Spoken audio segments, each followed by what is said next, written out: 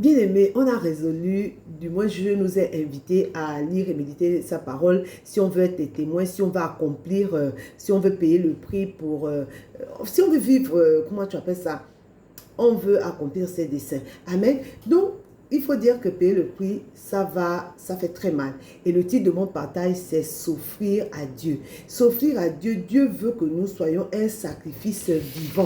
Sacrifice vivant, c'est dans Romains 12, 1, la parole de Dieu dit, je vous recommande donc, frères et sœurs, à cause de cette immense bonté de Dieu, à lui offrir votre corps comme un sacrifice vivant, saint et qui plaise à Dieu, ce qui sera de votre part un culte raisonnable. Un culte raisonnable. Dieu veut que nous soyons. Ça va faire très très mal. Ça va faire très mal. Et comme quand, dans Matthieu 26 à 36 à 40, lorsque, Jésus est allé à Gethsemane avec ses disciples et il leur a demandé de prier pendant que lui aussi il priait, tout ça, et il s'est mis à part.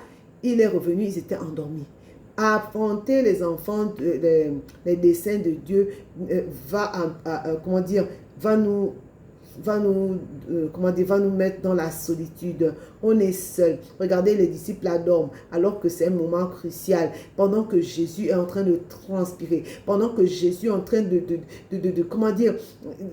supplier Dieu pour qu'il éloigne cette coupe là. Et personne ne se sent concerné plus que lui. Personne. Donc ça demande de décider d'être plus consacré. Ça demande de faire le vide autour de soi et prendre du temps avec le Seigneur, aller le rencontrer et le chercher pour puiser cette force-là pour pouvoir, enfanter ses desseins. C'est ce que Jésus a fait. La parole de Dieu dit que, vous savez, moi j'ai longtemps tourné autour de ce que je devais devais lâcher en fait. Je tenais à mon mariage, je tenais à mes enfants, je tenais à mon confort, et puis quand je vois que depuis Jésus, que j'ai reçu l'appel depuis, et puis je n'ai pas décollé, je n'ai pas décollé parce que ce pourquoi je dois témoigner, je n'ai pas encore triomphé de ça. Je n'ai pas triomphé de ça.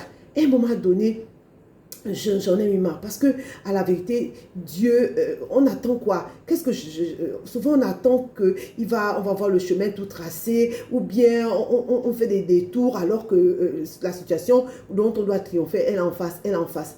Vous savez, quand on parle d'enfantement, ça nous, tout de suite on voit douleur. On ne peut pas enfanter sans douleur. Même quand on nous injecte la péridurale, moi je ne sais pas pour vous, moi j'ai eu mal. Les gens vont vont vous consoler, vous encourager, mais vous êtes seul. Et vous n'avez pas un autre choix parce que personne d'autre ne doit faire sortir cet enfant-là si ce n'est vous.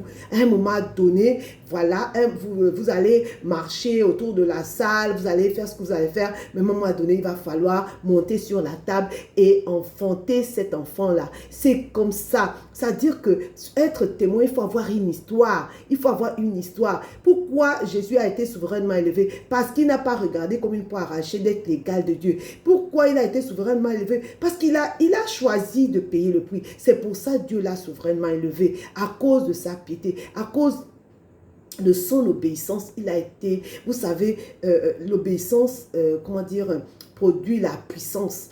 Parce que lorsqu'on obéit, alors que c'est compliqué, alors qu'on est vraiment, c'est là où Dieu manifeste sa puissance. C'est là où Dieu manifeste sa puissance. Vous savez, Jésus est notre exemple. Jésus est notre exemple. Vous savez, pour beaucoup, je peux paraître comme illuminé. Hein. Souvent, on voit les gens, ils sont ceux qui sont aujourd'hui grands prédicateurs, ou je sais pas, grands évangélistes et tout ça, ou je sais pas. Mais ils ont commencé comme ça. Et puis, les choses, ce qu'on voit aujourd'hui a commencé dans l'invisible. Donc, ça peut ne pas se voir aujourd'hui. Mais la vérité, c'est que, comment tu appelles ça? Dieu est derrière sa parole pour l'exécuter. Et Dieu dit qu'il préfère l'obéissance plutôt que les sacrifices. À un moment donné, il faut arrêter de tourner autour de ce que tu es censé abandonner. Et, tout lâcher, et c'est ça la foi, lui faire confiance, croire que Dieu là, il est fidèle. Dieu est tout puissant, il n'y a pas un Dieu, il n'y a pas en dehors de lui, il n'y a pas d'autre Dieu. Dieu est tout puissant et il mérite qu'on lui fasse confiance. Amen. Qu'on lui fasse confiance. Nous sommes là aujourd'hui parce qu'il a payé le prix. Ce n'était pas, comment dire, ce n'était pas chose facile, mais il l'a fait. Et il nous a rendu capables de le faire à notre tour parce que il est venu habiter en nous. Dieu habite en nous. Donc, on a sa capacité, on a comment dire, sa force. Parce qu'il dit d'ailleurs que nous avons, l'esprit que nous avons reçu, c'est un esprit de force, un esprit de sagesse et un esprit d'amour. Vous savez, il faut, à un moment donné, il faut donner un sens à votre vie. Hein. Je ne sais pas, on n'a peut-être pas choisi le début, mais on peut choisir comment finir. Demeurez bénis. Merci.